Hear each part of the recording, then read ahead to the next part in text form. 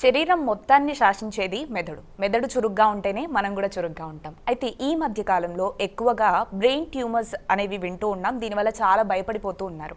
అయితే మెదడులో గడ్డలు రావడం, ఇవి ప్రాణాంతకరమైన క్యాన్సర్ అని చెప్పి భయపడిపోతూ ఉండడం, అంటే దీనివల్ల బతకడం అసాధ్యం అని అనుకోవడం, ఇలాంటి చాలా రకాల భయాలు ఇంకా భయపెడుతూనే ఉన్నాయి. అయితే అసలు బ్రెయిన్ ట్యూమర్ అంటే ఏంటి? ఇది మెదడు పైన ఎలాంటి ప్రభావాన్ని చూపిస్తుంది? వీటి లక్షణాలు ఏ విధంగా ఉంటాయి? ట్రీట్మెంట్ ఏ విధంగా ఉంటుంది? ఎలాంటి జాగ్రత్తలు తీసుకోవడం వల్ల దీనికి దూరంగా ఉండొచ్చు? ఇలాంటి విషయాలన్నీ తెలియజేయడానికి మనతో పాటు యశోద హాస్పిటల్ నుంచి consultant neuro surgeon doctor Vamshikrishna గారు ఉన్నారు. వారితో మాట్లాడదాం. నమస్తే సార్. సార్, అసలు ముందుగా బ్రెయిన్ ట్యూమర్ అంటే ఏంటి? వీటిల్లో ఎన్ని రకాలు ఉంటాయి? ఎక్కడైనా కూడా ట్యూమర్ అంటే కంట్రోల్ లేకుండా పెరిగిపోయే కణాలు. బాడీలో ఎప్పుడు కణాలన్నీ ఒక ప్రోగ్రామ్డ్గా పెరుగుతూ ఉంటాయి. కొత్త వస్తూ ఉంటే పాతవి లైజ్ అయిపోతూ ఉంటాయి. అలా కాకుండా ఒక కంట్రోల్ లేకుండా విచ్చలవిడిగా పెరిగిపోయే కణాలు ఉంటాయి. అవన్నీ వాటిని కలిపి గడ్డ లేదా కణితి అనొచ్చు. అది బ్రెయిన్లో వచ్చినప్పుడు బ్రెయిన్ ట్యూమర్ లేదా బ్రెయిన్ కణితి అంటాం. దానిలో రకరకాల టైప్స్ ఉంటాయి. బ్రెయిన్లోంచి వచ్చేవి కొన్ని ఉంటాయి, బ్రెయిన్ మీద పొర నుంచి వచ్చేవి కొన్ని ఉంటాయి, బ్రెయిన్కి చుట్టూ ఉండే పుర్రె లేదా ఎముక ఏదైతే ఉంటుందో ఆ ఎముక నుంచి వచ్చే కణితులు కొన్ని ఉంటాయి. సో ఎక్కడి నుంచి వస్తుందనే దాన్ని బట్టి డిఫరెంట్ టైప్స్ ఉంటాయి.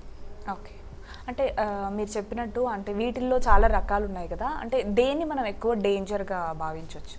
యూజువల్గా మనం మాట్లాడుకునేటప్పుడు ఎలా ఉంటుంది అంటే పేషెంట్ పర్స్పెక్టివ్లో, అంటే మీరు అడిగిన దానికి ఎప్పుడు భయపడాలి, ఎప్పుడు భయపడకూడదు అనే దానికి బినైన్ లేదా మాలిగ్నెంట్ ఇవి రెండు రకాలుగా మాట్లాడతాం. ఇది మిగతా చోట్ల ఈ డెఫినేషన్ చాలా క్లియర్గా అప్లికబుల్ అవుతుంది. బ్రెయిన్ ట్యూమర్స్లో ఏంటి అంటే స్లోగా పెరిగేవి, ఫాస్ట్గా పెరిగేవి. ఇలా సింపుల్గా అర్థం చేసుకోవాలి అంటే స్లోగా పెరిగే ట్యూమర్స్, ఫాస్ట్గా పెరిగే ట్యూమర్స్ ఇలా క్లాసిఫై చేసుకోవచ్చు. దానిలో కూడా గ్రేడ్స్ ఉంటాయి. లో గ్రేడ్ ట్యూమర్స్ అంటాం. అవి చాలా స్లోగా పెరుగుతాయి. అంటే అసలు చాలామందికి అది వచ్చిందని కూడా తెలియదు. ఎప్పుడో ర్యాండమ్గా వేరే దేని గురించో స్కాన్ చేసుకుంటూ ఉంటే అప్పుడు కనపడవచ్చు. ఇలా కాకుండా 2 నెలల కింద స్కాన్ చేస్తే ఏమీ కనపడకుండా సడన్గా ఓవర్ నైట్ పెద్దది కనపడవచ్చు. చాలా ఫాస్ట్గా పెరిగే ఉంటాయి. ఇలా వాటి గ్రేడ్ని బట్టి, వాటి అగ్రెసివ్నెస్ని బట్టి గ్రేడ్స్ ఉంటాయి. గ్రేడ్ 1 నుంచి గ్రేడ్ 4 దాకా ఉంటాయి. కొన్నిట్లో కొన్ని గ్రేడ్ 3 వరకు ఉంటాయి. ఎక్కడి నుంచి వస్తుందనే దాన్ని బట్టి, అంటే ఏ ఆరిజిన్ అంటే బ్రెయిన్లోంచి వస్తుందా, బ్రెయిన్ సెల్స్లోంచా, లేకపోతే బ్రెయిన్ చుట్టూ ఉండే సెల్స్లోంచి వస్తుందనే దాన్ని బట్టి డిఫరెంట్ టైప్స్ అంటాం. దానిలో గ్లయోమాస్ అంటాము, మెనింజియోమాస్ అంటాము, ఎపెండైమోమాస్ అంటాము. కొంతమంది చిన్నపిల్లల్లో వచ్చే కామన్ ట్యూమర్స్ ఉంటాయి, మెడులోబ్లాస్టోమా అంటాము. ఇవి కాకుండా పిట్యూటరీ అంటాం. అంటే మన బాడీలో హార్మోన్స్ ప్రొడ్యూస్ చేసే ఏరియా ఉంటుంది, పిట్యూటరీ హార్మోన్స్ అంటాం. హార్మోన్స్ అన్ని బాడీలోకి వచ్చే హార్మోన్స్ ప్రొడ్యూస్ చేసే గ్లాండ్ పిట్యూటరీ గ్లాండ్ అంటాం. పిట్యూటరీ అడినోమాస్ అంటాం. ఇవి కాకుండా కంటి నరాలు ఉంటాయి. కంటి నరాల నుంచి వచ్చే వాటిని ఆప్టిక్ నర్వ్ గ్లయోమాస్ అంటాం, ఆప్టిక్ నర్వ్ షీత్ మెనింజియోమాస్ అంటాం. ఇట్లా రకరకాల ట్యూమర్స్ ఉంటాయి. వీటిలో కొన్ని చాలా స్లోగా పెరుగుతాయి, కొన్ని ఫాస్ట్గా పెరుగుతాయి.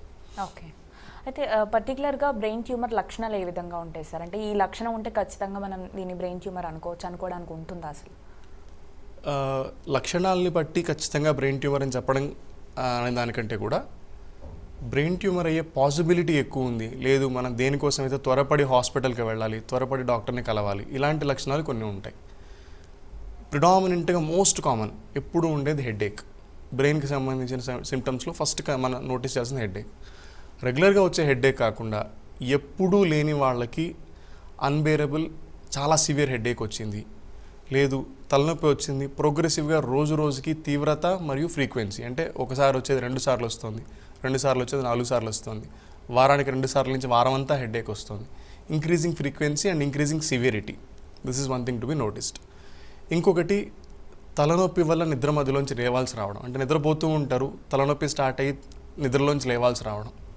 లేదు ఎర్లీ మార్నింగ్ హెడేక్స్ అంటాం. అంటే నిద్ర లేవగానే హెడేక్స్, లేదా ఎర్లీ మార్నింగ్ 4:30, 5 o'clock అప్పుడు హెడేక్ రావడం. హెడేక్ విత్ వామిటింగ్స్, అంటే తలనొప్పితో పాటే వామిటింగ్.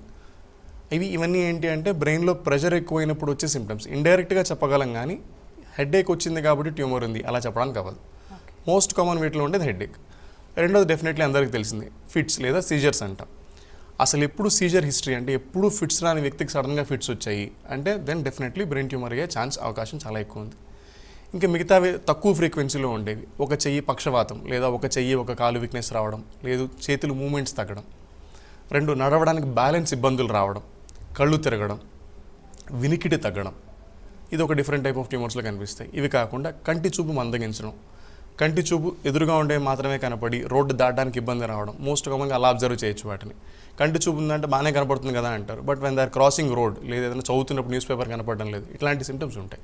హెడేక్, సీజర్స్ లేదా ఫిట్స్, వీక్నెస్, పక్షవాతం లాంటివి, బ్యాలెన్స్ లేకపోవడం, దాని తర్వాత కంటి చూపు లేదా వెనికిటి తగ్గడం.